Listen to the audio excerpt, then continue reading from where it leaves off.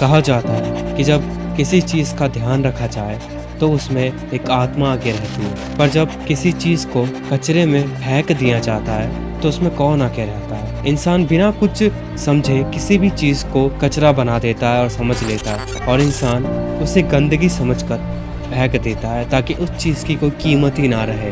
और इंसान दूसरे इंसानों के साथ भी ऐसा ही व्यवहार करता है। तो भाई लोग, गाजिया कुत्ता का एपिसोड नंबर 1 आ चुका है, जिसके लिए हम सब वेट कर रहे थे कि कब आएगा ये और कब हम देखेंगे कि इसके अंदर क्या ही माल मसाला नया है और क्या ही अलग ही बकचोदी है। अभी आ चुका है, तो चलो देखते हैं आगे अंदर क्या है और क्या ही हमें नया देखने को मिलने वाला है। एपिसोड के स्टार्टिंग में हम देखते हैं जहाँ पे एक गार्ड चेम्बर की पहरेदारी कर रहा है और देखता है एक चेम्बर के अंदर से आवाज आ रही है, और जब वो देखता है अंदर तब देखता है कि कोई कूड़े के ढेर में कुछ कर रहा है, और वो शॉक हो जाता है कि ये कौन है इसके अंदर। और जब जाके देखता है तब देखता है कि वहाँ पे एक बंदा कूड़े में से कुछ निकाल रहा होता है, और वो होता है अपना मेन प्रोटैगनिस्ट, अपना रूदो। और लिटरली इन लोगों की जो बातें, ये लोग कहते हैं कि भाई तुम लोगों की वजह से हमारा शहर गंदा होता है, और लिटरली ये लोग कूड़े को चेम्बर के अंदर रखते हैं, इतनी ज्यादा फटती है इनके कूड़ों से। और जब अपना रूदो इनके ऊपर कूड़ा फेंक के मारता है, एक बंदे की फटके हाथ में आ जाती है कि बंदा कूड़ा फेंक दे मेरे ऊपर। उसके बाद रूदो वहां से भागने की कोशिश करता है, बट गेट बंद हो चुका होता है और सारे के सारे गार्ड्स उसके ऊपर पीछे से गोलियां चला देते हैं। बट तभी हम देखते हैं कि रूदो कुछ एबिलिटीज या फिर उसकी जो पावर अभी तक अननोन है अपने लिए, उससे यूज करके वो गोलियों को बड़ी इजीली डॉज कर लेता है, और उसकी स्पीड भी बहुत ज्यादा बढ़ चुकी होती है, जिसे देख के गार्ड्स की भी फट जाती है कि भाई ये इतना इजीली कैसे डॉज कर ले रहा है, इसकी स्पीड इतनी कैसे बढ़ गई। अपना रूदो वहां से एस्केप कर लेता है, और अपना रूदो वहां गया था उस बनी डॉल को लेने, जो कि तुमने देखा स्टार्टिंग में कि उसे फेंक दिया गया था बिकॉज वो फट गया था। तो तुम समझ सकते हो कि रूदो इन चीजों से कितना ज्यादा अटैच है। अगले सीन में हम शहर को देखते हैं, जहाँ पे शहर में बातें हो रही है कूड़ा चोर के बारे में, कि पिछली रात को कूड़ा चोर आया और कुछ कूड़ा चोरी करके ले गया। और यहाँ पर एक बंदा था जो कि सस्पिशियस था लोगों से, बिकॉज इसके कपड़े और जो स्टाइल था वो थोड़ा अलग ही था, और दूसरे लोगों से देख के कुछ ज्यादा नोटिस कर रहे थे कि ये बंदा कहाँ से इतना ज्यादा घटिया कैसे, इतना ज्यादा बेकार कैसे दिखने में। और वो लेडीज की बातें सुन के वहां से चला जाता है, और तभी हम देखते हैं कि वो एक गेट को पार करके अंदर जाता है, एक स्लम एरिया। और तभी हम देखते हैं डिवाइडेड एंड रूल का बहुत ही तगड़ा चीज, कि यहाँ पे एक लंबी सी दीवार है जिसके साइड में है स्लम्स और एक और साइड में है अमीर, जो अमीर अपना पूरा स्लम्स एरिया में फेंकते हैं, और वो स्लम्स इनको यूज करके उनको रिपेयर करके अपनी जिंदगी चलाते हैं। और यहाँ पे एक बहुत ही बकचोदी वाला रूल है कि अगर तुमने यहाँ पे कोई गलत काम किया या फिर कोई चीज ऐसी की तो तुम्हें कूड़े के ढेर में फेंक दिया जाएगा, जो कि हम आगे देखने वाले हैं। अगले सीन में हम देखते हैं जहाँ पे चीवा और अपना रूदो मीठी मीठी बातें कर रहे होते हैं आपस में कि ये सब बकचोदी छोड़ दे, ये सब मत करा कर, पकड़ा जाएगा। बट तभी वहां पे आ जाते हैं शहर के बुली लौंडे। मतलब तुम्हारी गली में कुछ ऐसे चूतिया रहते होंगे ना, जो कुछ ज्यादा ही उनकी पूंछ लंबी है, औकात है कम बट फेंकते हैं ज्यादा। वैसे लौंडे आके वहां पे उनके साथ बकचोदी करने लगते हैं, जहाँ पे चीबा को वो बोलते हैं कि इसके साथ तू रहा मत कर, तू बदबू मारने लगेगी, इसके ग्लव्स से अगर तेरे को टच हो गए तो तेरे को रैशेस हो जाएंगे, तेरे को खुजली होगी। ये सब बकचोदी मारते हैं, जहाँ पे ये लोग आके बहुत ही ज्यादा बकचोदी मारते हैं। रूदो के सामान को तोड़ भी देते हैं जो उसने ठीक किया, बट चीबा उन चीजों का हैंडल करने की कोशिश करती है कि नहीं हम सेम ही है, हम डिफरेंट नहीं है। बट वहां पे वो बकचोद कहता है कि नहीं, ये एक क्रिमिनल का बेटा है, और इसने जो किया है, इसके पापा ने जो किया है, उसकी वजह से हम लिटरली मुंह दिखा नहीं सकते। हम चाहते हैं कि हम अपने आप को क्लीन रखें, बट इसके पापा के कारण हम उस चीज को भी अब वो नहीं कर सकते, बिकॉज ये एक मर्डर का बेटा है। और ये सुन के उसकी पत्ती लाल हो जाती, वो बुरी आंखों से देखता उसको, जिसे उसकी आंखों को देख के इन तीनों की फटके हाथ में आ जाती है। देन वो कहता है कि देख, मर्डर का बेटा मर्डर ही होता है, तू देख सकती है, क्या गारंटी ये आगे जाके किसी को मारेगा नहीं। तो अपनी चीबा कहती कि मुझे इस पे विश्वास है, ये किसी को मारेगा नहीं। उन चूतियों के जाने के बाद रूदो अपनी चीजें उठाने जाता है, और वहां पे चीबा सिचुएशन को हैंडल करने के लिए कहते हैं कि देख, उन चूतियों की बात मत सुन, वो फालतू की बातें कर रहे हैं। मुझे यकीन है तेरे ऊपर कि तू तो अपने बाप जैसा नहीं है, मुझे यकीन है कि तू कभी किसी को मारेगा नहीं, कभी भी, मैं तेरे पे विश्वास करती हूँ। और ये सुन के वो कहता है कि हाँ मैं नहीं मारूंगा। और ऑब्वियसली अपनी पसंदीदा औरत की बातें कौन नहीं मानता और कौन नहीं सुनना चाहता। बट देन चीबा उस डॉल को देखती है और कहती है कि ये डॉल तूने ठीक किया। देन रूदो कहता है कि हाँ मैंने इसे ठीक किया, बट ये बेचने के लिए नहीं है। बट रूदो उसको देना चाहता है, बट तभी कबाब में उसकी माँ आ जाती है और उसे ले जाती है और कहती है कि इसके साथ मत घुमा कर, पागल है ये। और ये सब होने के बाद अपना रूदो घर की तरफ जाता है और घर पे आके बोलता है तदाई माँ, बट वहाँ पे रेग तो खड़े होके बोलता है कि ये बेचने के लिए नहीं है। और ये सुन के रूदो कहता है कि अबे तुझे कैसे पता, तूने कहाँ से देखा इस चीज को? वो रेग तो उसकी बहुत बुरी टांग खींचता है और रूदो वहां पे फटा लाल की तरह कहता है कि भाई कैसे, तूने कहाँ से देखा? देन यहाँ पे रूदो और रेग तो बात करते हैं आपस में। तू वहां पे जो गया रेड करने, वहां पे जो तू चोरी करने गया, वहां पे अगर तू पकड़ा जाता तो क्या होता? मैं मानता हूँ मैं तेरा असली बाप नहीं हूँ, हम ब्लड रिलेटेड नहीं है, बट फिर भी हम एक फैमिली है। वहां पे रूदो कहता है कि हाँ मैं मानता हूँ, बट तूने मुझे बचपन से पाला, जब मैं एक बच्चा था, जब मैं अनाथ था, तूने मुझे बड़ा किया, तूने मुझे एक बच्चे की तरह पाला, तो मैं तुझे रिस्पेक्ट करता हूँ और मैं तुझे सम्मान देता हूँ, वो सम्मान जो मुझे देना चाहिए अपने बाप को। तो इस बारे में कुछ मत सोच कि मैं कुछ छुपा रहा हूँ या फिर मैं कुछ अलग कर रहा हूँ जो मैं तुझे बताना नहीं चाहता। ये सब सुन के रेग तो कोई एक्सप्रेशन या फिर शौक नहीं होता। ये सब सुन के वो रूदो को बोलता है कि हाँ ठीक है, बट तुझे चीवा के साथ और भी ज्यादा ऑनेस्ट और भी ज्यादा अच्छा होना चाहिए। और ये सुन के रूदो कहता है कि अबे ये बात किसकी हो रही थी, तू उसको कहाँ से ला रहा है, ये बकचोदी बंद कर तू।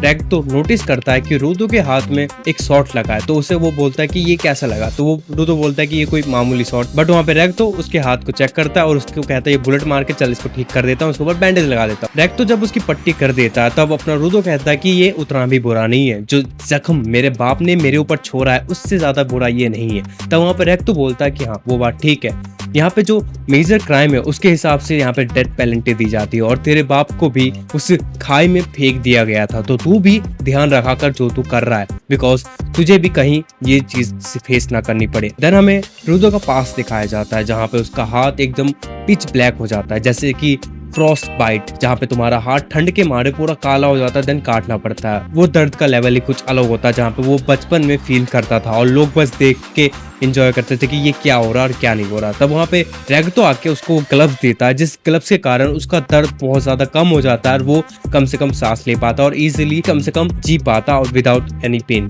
उसी के बीच में रेग तो कहता है कि तुझे जल्द से जल्द जाके चीबा चैन को अपनी फीलिंग्स बताना चाहिए कि उससे पहले कि कोई और उसे ना ले जाए, और तुझे कल जाके ये स्टफ टॉय और एक स्वीट किस भी उसे देना चाहिए। जिसे सुन के अपना रूदो कहते कि तो कहाँ से कहाँ छोड़ रहा है करिया, ये कहाँ की लेवल है। और ये सब बकचोदी बाहर से एक बंदा सुन रहा था जो अननोन था, और इस बंदे को तुमने देखा एपिसोड के स्टार्टिंग में कि वो जो एक औरत कूड़ा फेंकने आया और वो वहां पे खड़ा था, तो ये बंदा बहुत ही ज्यादा मिस्टीरियस है और इस बंदे के कुछ अलग ही बहुत कांड है।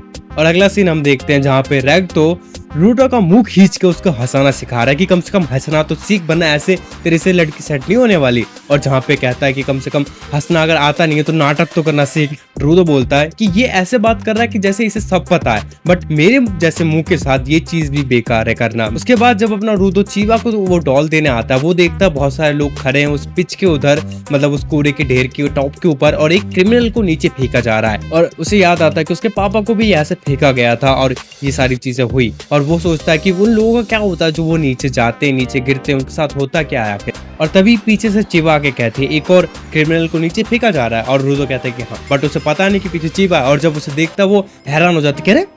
और चिवा भी कहती है कि ओहायो गोजाइमास, इतने सुबह सुबह बकचोद तू यहाँ पे क्या कर रहा है। उसके बाद रूदो और चिवा के बीच एक कन्वर्सेशन होती है जहाँ पे हमें चिवा बताती है कि देख तू वो कूड़ा कबाड़ा कलेक्ट करने जाता है, तुझे पसंद है, बट उस चक्कर में तो अगर कभी पकड़ा गया तो तुझे यहाँ फेंक दिया जाएगा, और मुझे नहीं देखना कि तुझे यहाँ पे फेंक दिया जाए, बिकॉज रेक्टो और मैं तुझे बहुत ही ज्यादा चाहते हैं। और रूदो कहता है ये सब सुन के कि हाँ रेक्टो ने भी कहा था, और चिवा ये सब सुन के कहती है कि हाँ बिकॉज रेक्टो भी तुझे प्यार करता है। और ये सब सुन के कहता है रेक्टो भी, मतलब तू भी प्यार करती है मुझे। और ये सब सुन के इनके बीच हो जाती है एक मिसअंडरस्टैंडिंग, बट और वो मिसअंडरस्टैंडिंग यही थी, सच में अपनी चिवा रूदो को लाइक करती है। और उनके बीच ये कन्वर्सेशन होने के बाद रेडो वहां से कूदता आता खुशी के मारे, बिकॉज उसका खुशी का ठिकाना ही नहीं रहता, बट वो उन चूतियों से टकरा जाता है जो उस दिन वो पूरे के घर को पहरा दे रहे थे, आई गेस वही थे। और वो उनको कहता है कि ये क्या है नहीं है। देन वो जब घर जाता है तब उसके लिए एक प्लॉट ट्विस्ट उसके लिए वेट कर रहा होता है, बिकॉज यहाँ से स्टोरी बहुत ज्यादा चेंज होने लग जाती है एंडिंग में। जब वो घर के अंदर घुसता है सोचता है कि रेक्टो वहां पे होगा, बट जब वो देखता है